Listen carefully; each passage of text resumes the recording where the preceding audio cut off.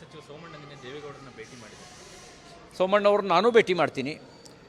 ನಮ್ಮ ಪಾರ್ಟಿಯ ಎಲ್ಲ ಹಿರಿಯರನ್ನ ಭೇಟಿ ಮಾಡಿ ಅವ್ರನ್ನ ಲೋಕಸಭಾ ಚುನಾವಣೆಯಲ್ಲಿ ಸಕ್ರಿಯವಾಗಿ ತೊಡಗಿಸ್ಕೊಳ್ಳುವಂತೆ ನೋಡೋ ಜವಾಬ್ದಾರಿ ನಮ್ಮದಿದೆ. ಒಂದೊಂದು ಓಟು ಮುಖ್ಯ, ಒಂದೊಂದು ಸೀಟು ಮುಖ್ಯ. ಯಾರೊಬ್ಬರನ್ನೂ ದೂರ ಇಡೋ ಪ್ರಶ್ನೆ ಇಲ್ಲ. ಎಲ್ಲರನ್ನೂ ಒಟ್ಟಿಗೆ ತಗೊಂಡು ಹೋದರೆ ಅದು ಫಲಿತಾಂಶವಾಗಿ ನಮ್ಮ ಪರವಾಗಿ ರಿಸಲ್ಟ್ ಆಗಿ ಕನ್ವರ್ಟ್ ಆಗುತ್ತೆ.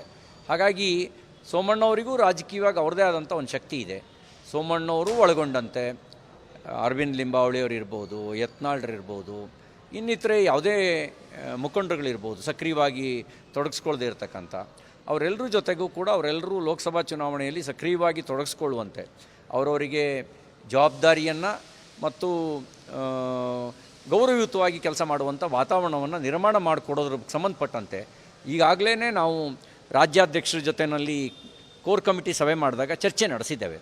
ಎಲ್ರಿಗೂ ಗೌರವಯುತವಾಗಿ ಕೆಲಸ ಮಾಡುವಂಥ ವಾತಾವರಣ ನಿರ್ಮಾಣ ಮಾಡಬೇಕು, ಎಲ್ಲರೂ ಜೋಡಿಸ್ಕೊಳ್ಬೇಕು ಅನ್ನೋದನ್ನು ಚರ್ಚೆ ನಡೆಸಿದ್ದೀವಿ. ಅದರ ಅಂಗವಾಗಿ ಕೆಲವು ಪ್ರಮುಖರು ಹಿರಿಯರು ಹೋಗಿ ಅವ್ರಗಳ ಹತ್ರ ವೈಯಕ್ತಿಕವಾಗಿ ಮಾತಾಡಬೇಕು ಅಂತಾಗಿದೆ. ಹಂಚ್ಕೊಂಡಿದ್ದೀವಿ, ಕೆಲಸನೂ ಹಂಚ್ಕೊಂಡಿದ್ದೀವಿ.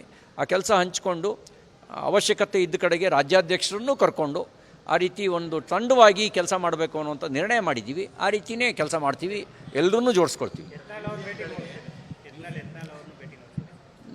ನೋಡಿ, ಎಲ್ಲರೂ ನಾವು ಯಾರನ್ನೂ ಕೈ ಬಿಡೋ ಪ್ರಶ್ನೆ ಇಲ್ಲ, ಎಲ್ಲರನ್ನೂ ಜೋಡಿಸ್ಕೊಳ್ತೀವಿ.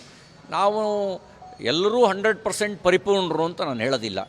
ನಾವು ನಮ್ಮ ತಪ್ಪನ್ನು ಸರಿಪಡಿಸ್ಕೊಂಡು ಒಳ್ಳೆಯ ದೃಷ್ಟಿಯಿಂದ ಮುಂದೋದರೆ ಪಕ್ಷದ ಭವಿಷ್ಯ, ಅದ್ರ ಜೊತೆಗೆ ನಮ್ಮ ಭವಿಷ್ಯನೂ ಕೂಡ ಉಜ್ವಲವಾಗುತ್ತೆ.